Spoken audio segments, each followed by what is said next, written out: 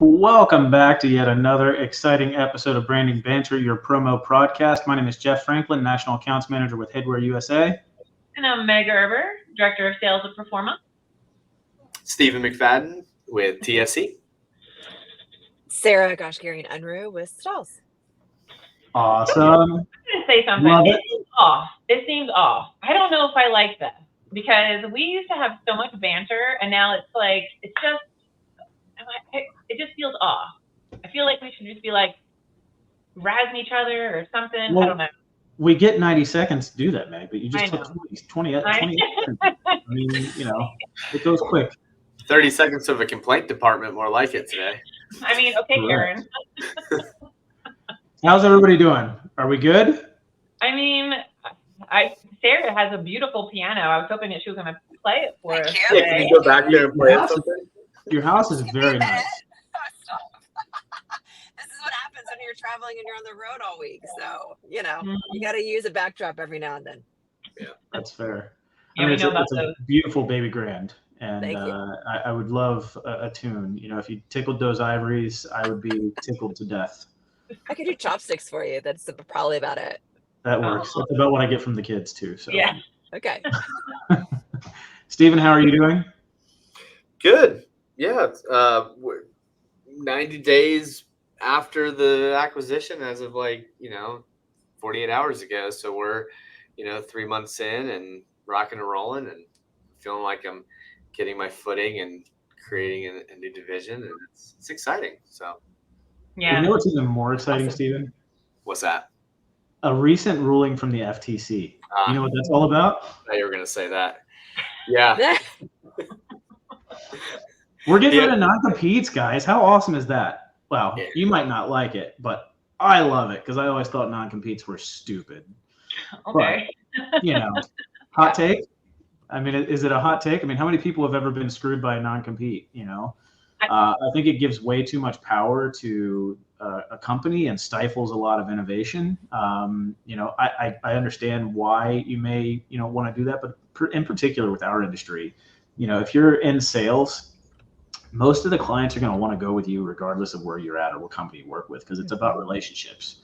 So I've always thought that it was kind of dumb to, work for years, build a customer base, and then maybe COVID happens and you get let go, you know what I mean? Or whatever that situation might be, but you end up going somewhere else, but you're stuck with this non-compete. You can't actually sell to those clients for another 2 or 3 years. It's insane. It just removes your ability to earn an income. I agree with you on that aspect of it, but I've definitely seen both sides of it. I don't know. Do you want to get into first? Okay, so obviously the topic today, we're talking about what the FTC's ruling on the non-compete ban or the non-compete clauses. So why don't we get into what that is first? Any of you want to just tackle that? What a non-compete is, or do you want me to? You got it up. Why don't you jump into it, Meg? Just roll into it, Meg. So for those of you who don't know, I've been living under a rock.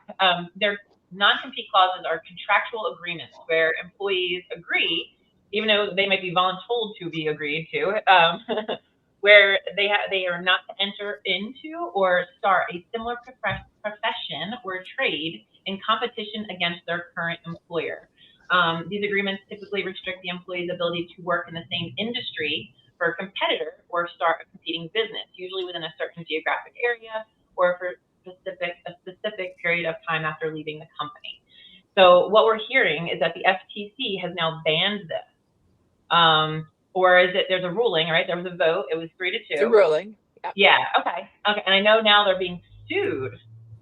Did you hear that aspect of it? The FTC is now being sued. So, I mean, why don't we talk about why it was necessary first? Like, why did businesses deem that there must be non-compete? So we see them all the time, and people leave companies because they're refusing to sign non-compete. I mean, we lost her. There she is. I mean, in a situation where somebody wants to protect, intellectual property, I can understand the reason for wanting a non-compete in a situation like that. But again, in every aspect of business that I've been in, where typically it relates to salespeople and basically taking customers with you, I've always felt like that's kind of dumb, because it's a relationships business. Like it is what it is. So to tell my clients that people are going to buy from who they want to buy from. So to tell my clients that they can't buy from me anymore because you think you're going to steal them or keep them is just kind of asinine. But I was listening to another podcast, and I like the way that they framed it up, is that they were saying, non-competes basically are like a transfer of wealth from the laborers to the shareholders. So it's like taking from like the youth, like young, because that's typically what happens a lot of times, is that it really affects those people who are younger in their career, looking to grow, trying to make a name for themselves, and now they get stuck in the situation from a career standpoint that they can't go anywhere else, or they end up working for somebody for years because they have this non-compete and they don't want to be there. So, and really it's feeding the hands of the wealthy. So it was an interesting take on it. Yeah, and the FTC, so what this ban, the specifics on the ban were that they issued a rule banning employers from imposing non-compete clauses on their employees. This decision prevents employers from including terms in employment contracts that restrict employees for working for a competing employer or starting a business. Now, the effective date, the rule is set to go into effect 120 days after it's officially published in the Federal Register, giving businesses a period of time to adjust their existing and future contracts accordingly. And it also allows time for businesses and companies to fight this, appeal it, So I think that's what we're seeing right now. It is a broad application. I think it applies to all industries and levels of employees. I think where there was an exception, from what I saw, if I read it correctly, senior executives. Sorry, there's a random walking by my house. That was my brother. Sorry.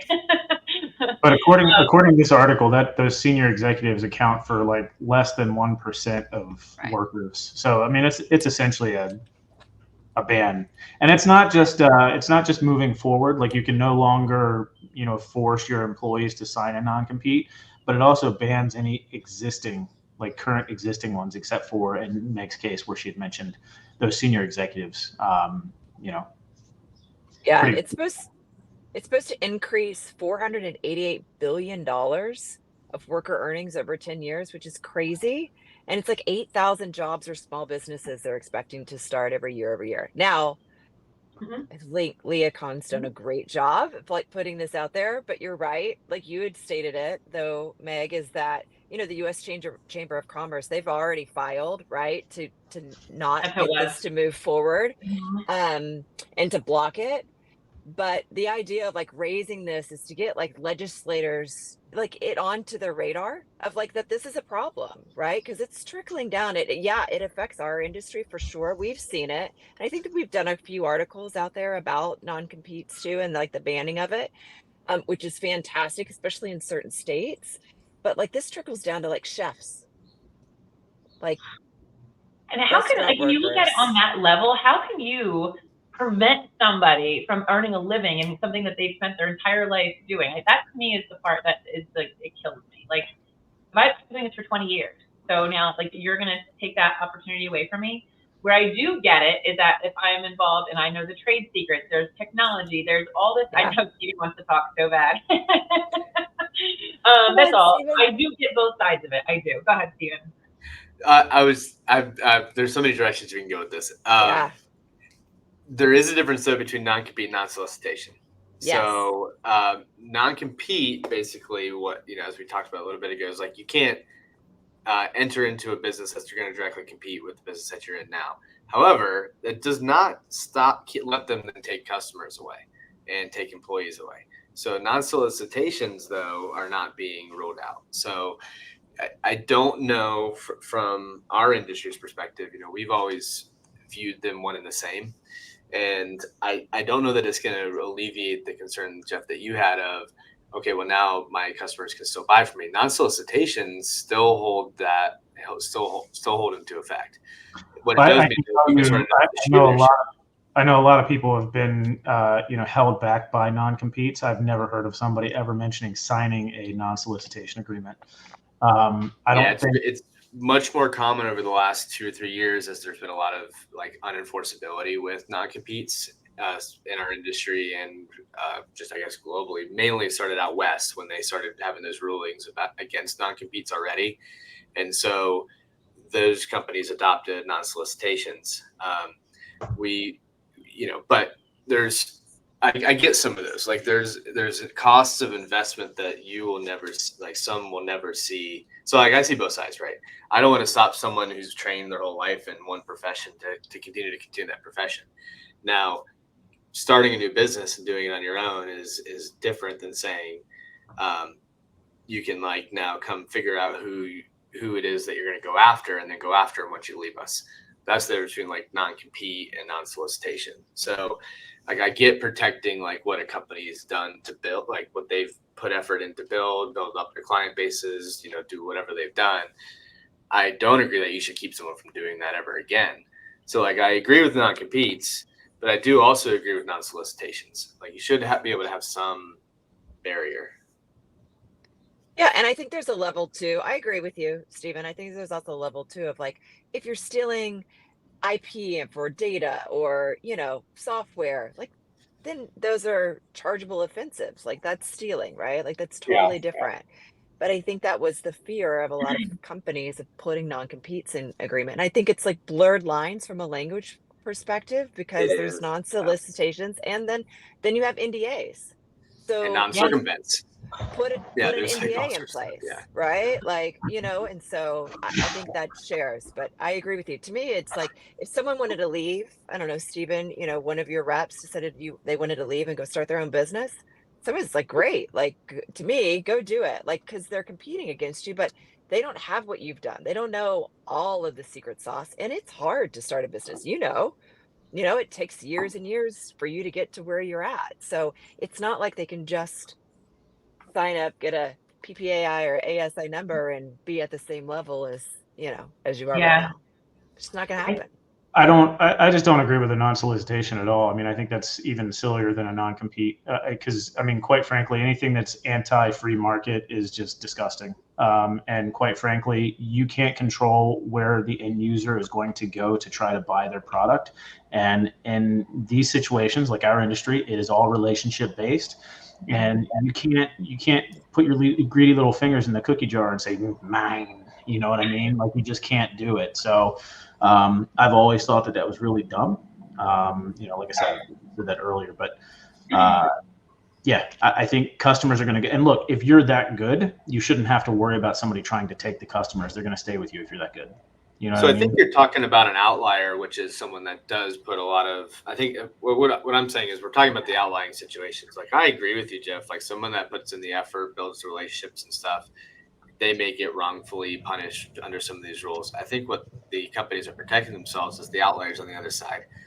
Would you still feel the same way about someone that came and worked for some place for 3 months, downloaded a copy of all the data that they could get their hands on, left and started a new business? Do you think that's okay? Because that's it's stealing. Yep, but it's not. I mean, that would just be not covered under non-solicitation.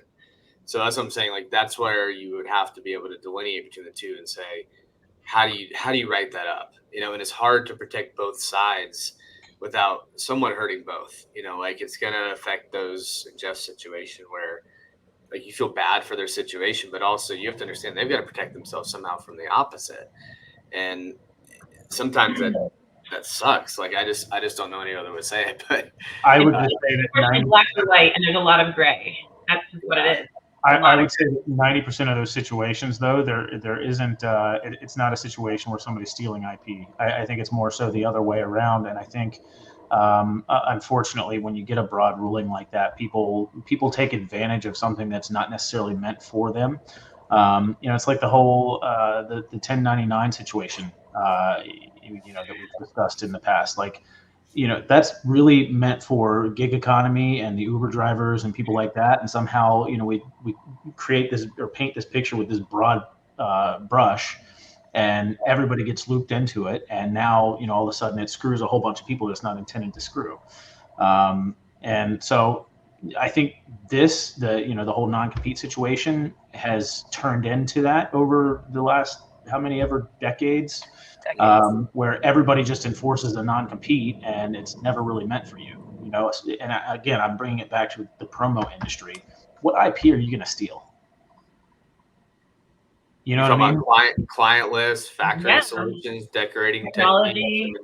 Client list isn't intellectual property, though, in that sense. I think it is if it's purchased or if it's earned through trade shows and things that you've invested money in that you can source. I mean, there are hard value dollar things that you can go buy lists and get contacts and build that stuff up. I mean, to say that's wrong would be just saying like 4 imprints model is wrong. That's how they've gotten their lists. If all of a sudden you took it and started 5 imprint, it's like they would come after you, right? It's like, and they would have that right. So I kind of like that name. I'm gonna do it. No. Let me just say this because I actually I'm under that. Because we just went through an acquisition. So like, there's a lot of things that are different with acquisitions. Like there's like ownership rules that apply that fall outside of non-compete stuff that are enforceable, because like owners, if you sell a company, can't then restart that same company later, or so there's things that I would get in those circumstances. There's clauses that companies have the ability to add to things like non-solicitation, where you can ask, there's a discussionary period, or you can ask for permission to void it based on where you go to work. And so like I had language in mine and discussed it with ownership. And I was like, I feel like I trust you, obviously, because otherwise we wouldn't be doing this to begin with. But we would feel more comfortable if we included this language. And it basically says, like, if I wanted to go work for somebody, maybe it's in the industry, maybe it's not, they then have the ability to say, okay, and it basically gives you a clause. So I'm wondering if like some sort of, now again, that's going all the way to the top and assuming that you can trust the people at the top, which in my situation I do. Some companies that may not be the case, but that kind of an outer too would help you with those outlier things, assuming you can trust those at the top or those that make those decisions. But that's not the same for everybody. Like, I understand every situation is different, and if you can hold on to something and you can make more from it, bigger corporations are going to be more affected, I think, than our industry is specifically. But we'll see. We're going to see how it plays out. It's nowhere close to being done. This is a long process, I think. It's steps forward, though, which it's nice to see. So I think that's why people were so excited, is they've been tied in some situations of which it's held them back from being able to move forward from a career standpoint. So I think it's good. Yeah. Maybe one thing I want to say, not related to FTC, because I know we're running out of time, but I want to give Amanda Delaney a nice shout out. She has been one of our biggest cheerleaders, and she reposted this on our last episode and said, I fell into this industry fresh out of high school by landing a job through a temp agency, heat pressing numbers on the back of baseball jerseys and running embroidery machines. 23 years later, and she still geeks out so hard over all things decorating on apparel, and couldn't get over this conversation. So thank you, Amanda, for listening, being a long-time listener and friend. Yeah, I appreciate that. That was really cool. So what else? Anything else? Any final thoughts on the FTC ruling? Non-competes? I'll say this. I think the topics where we disagree are some of the most fun, actually. They are, yeah. It provides the best discussion, so it's great. Polarizing topics are great. Next week for our political discussion. Just kidding. I'm out very quickly. Yeah. No. The last thing I will say really quickly, I know we're in a rush, was the 3-2 vote. The majority was consisting of the 3 Democratic commissioners that supported the ban as necessary steps to enhance labor mobility and wage growth. And then the minority opinion was the 2 votes. There were 2 Republican commissioners opposed the ban, questioning the FTC's authority to impose such a sweeping change and expressing concerns about the potential negative impact on the business. There's more about that stuff, but I can post it in the comments when this airs. So I hope you guys enjoyed the episode. Let us know in the comments what you think. Nice. Awesome. And if you want, there's a 575-page document you can read about it. Yeah, I'll jump right in on that Just one. Yeah, tell you what, during the outro, I'll just start reading it. And Sounds good. Let us know how far you and go.